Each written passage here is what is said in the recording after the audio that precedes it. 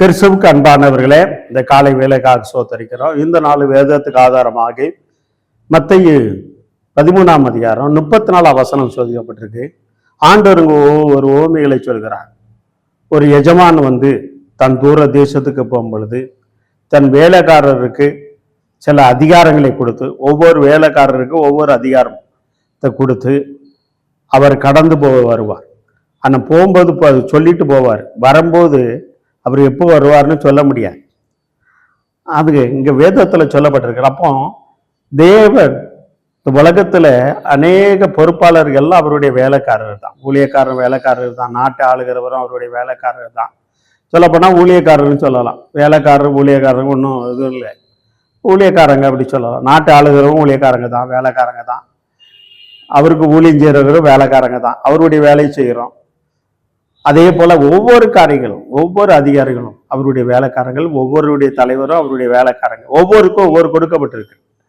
அது மந்திரியா இருந்தாலும், எம்எல்ஏயா இருந்தாலும், பிரதமராக இருந்தாலும், ஜனாதிபதியா இருந்தாலும், முதலமைச்சராக இருந்தாலும், எம்எல்ஏயா இருந்தாலும், மேயராக இருந்தாலும், நகராட்சி, பேராட்சி, ஊராட்சி, பஞ்சாயத்து தலைவர், என்னென்ன பொறுப்பு, என்ன கலெக்டர், யாராக இருந்தாலும் உங்களுக்கு ஒவ்வொரு அதிகாரம் கொடுக்கப்பட்டிருக்கிறார்.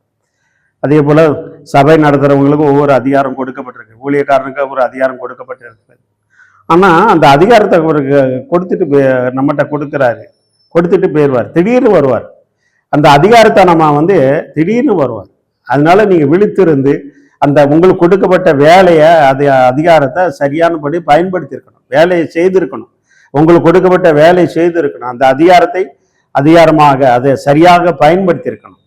அதை பயன்படுத்தலைன்னா அதுக்கு ஆண்டவர் என்ன பண்ணுவார்னா, அது நம்மளை என்ன பண்ணுவார், தூக்கி தூரப்பட்டுருவார். என்ன, ஒரு அதிகாரியை சரியான கொடுக்கப்பட்ட வேலையை பண்ணலாம் என்ன பண்ணாங்க, தூக்கி போட்டுருவாங்க, டிஸ்போஸ் பண்ணிடுவாங்க.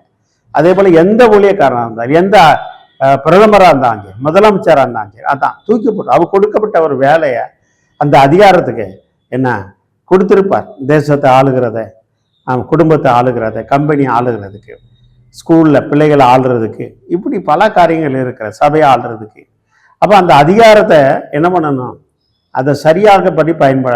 எப்போனாலும் வருவார், எப்போனாலும் கேள்வி கேட்பார். நீ என்ன செஞ்ச, உனக்கு என்ன அதிகாரம் தான், வேலைக்காரனே வேலைக்காரியே உனக்கு என்ன அதிகாரம் தந்தானே, நீ என்ன பண்ணுனா, உனக்கு கொடுக்கப்பட்ட அதிகாரத்தை நீ அதை பயன்படுத்தினாய், கொடுக்கப்பட்ட வேலையை பயன்படுத்த நல்ல முறையில செய்து முடித்தாயா என்றெல்லாம் கேட்பார். வருகிற எலெக்ஷன் வரப்போகிறது, கேட்பார். என்ன, அதுக்கு கீழ்ப்படுந்து நடக்கிறவங்களுக்கு அதிகாரம் கிடைக்கும். இல்லைன்னா மறுபடியும் நம்ம புறம்பை தள்ளி விடுவார். இந்த வார்த்தை கேட்டுக்கொண்டு அதிகாரத்திலிருந்து புறம்பே தள்ளி விடுவார்.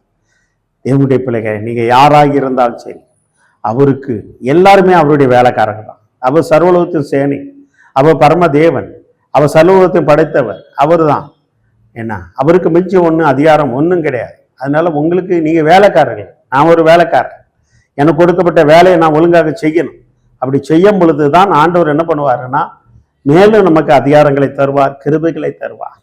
அதனால இந்த வார்த்தை கேட்கிற தேவ பிள்ளையே, உங்களுக்கு கொடுக்கப்பட்ட அந்த அவர் திடீர்னு வருவார். அதனால ஜாக்கிரதையாக இருங்க. அவர் கொடுக்கப்பட்ட அதிகாரத்தை சரியானபடி அவருக்காக பயன்படுத்துங்க. நீங்க அதிகாரியாக இருக்கலாம், தலைவராக இருக்கலாம், யாரா மந்திரியா இருக்கலாம், மச்சானா இருக்கலாம், பிச்சைக்காரனா இருக்கலாம், ஏழையா இருக்கலாம், யாரா இருக்கலாம், பணக்காரனா இருக்கலாம், அம்பானியா தான். அவருக்கு ஒவ்வொரு இது இருக்கு. மன்ட்ட இவ்வளவு பணம் கொடுத்தேன்னு அது உதாரணம் சொல்லலாம். ஏன்னா ஒருத்தனுக்கு ஒரு தாளந்து, 2 தாளந்து, 5 தாளந்து. அப்போ அவர் திடீர்னு கேட்பார், என்ன அது நீ பயன்படுத்தினாயான்னு பார்ப்பார். பயன்படுத்தலைன்னா அந்த அதிகாரத்தில் பிடுங்கி விடுவார். யாராக இருந்தாலும் சரி, அது ஜட்ஜாக இருந்தாலும் சரி, கலெக்டராக இருந்தாலும் சரி, எஸ்பியாக இருந்தாலும், கமிஷனராக இருந்தாலும் சரி, மேயர், மந்திரி, யாராக இருந்தாலும், அதான் ஒரே கதை. எல்லாருமே அவருடைய பரலோகத்தின் தேவனுடைய வேலைக்காரர்கள் தான். அதுக்கு நீங்கள் அந்த அதிகாரத்தை கொடுக்கப்பட்டதை நீங்கள் சரியானபடி செய்யும் பொழுது, அவர் வரும் பொழுது கணக்கு ஒப்புகைக்கு நல்லா இருக்கும். ஏன்னா அவர் திடீர்னு வருவார், எப்படி கேட்பாருன்னு சொல்ல முடியாது. அதனால ஜாக்கிரதையாக இருங்கள், அந்த அதிகாரத்தை சரியானபடி பயன்படுத்துங்கள். கர்த்தர் பெரிய காரியம் செய்வார். நல்ல ஆண்டவரே ஸ்தோத்திரம் அப்பா. ஆண்டவரே அப்பா, ஒவ்வொருத்தருக்கும் ஒவ்வொரு வேலைக்காரனுக்கும் ஒவ்வொரு அதிகாரம் கொடுத்துருக்கிறேன். அவங்க கொடுக்கப்பட்ட பொறுப்புல அப்பா உண்மை உத்தமா அவங்களப்பா உமக்கு பயந்த செயல்பட அந்த அதிகாரத்தை பயன்படுத்தி அவங்க கொடுக்கப்பட்ட வேலை செய்து முடிக்க நீர் கிருபை பாராட்ட முடியாது. எங்களுக்கு கொடுக்கப்பட்ட வேலையை நாங்கள் அப்பா உனக்காக செய்து முடிக்க கிருபை பாராட்டபடியா செபிக்கிறோம். வழி நடத்துங்க, ஆசீர்வதிங்கப்பா. இயேசுவே நாமத்தாலே ஜெயமெடுக்கிறோம் நல்ல தந்தையே. ஆமேன் ஆமேன். உங்களுக்கு கொடுக்கப்பட்ட பொறுப்பு, என்ன பொறுப்புல இருக்கீங்களோ அந்த பொறுப்புல அது ஜாக்கிரதையாக தேவனுக்கு பயந்து அந்த அதிகாரத்தை நீங்கள் அந்த பயன்படுத்துங்க. நிச்சயமாக கர்த்தர் பெரிய காரியங்களை செய்வார். ஆமென்.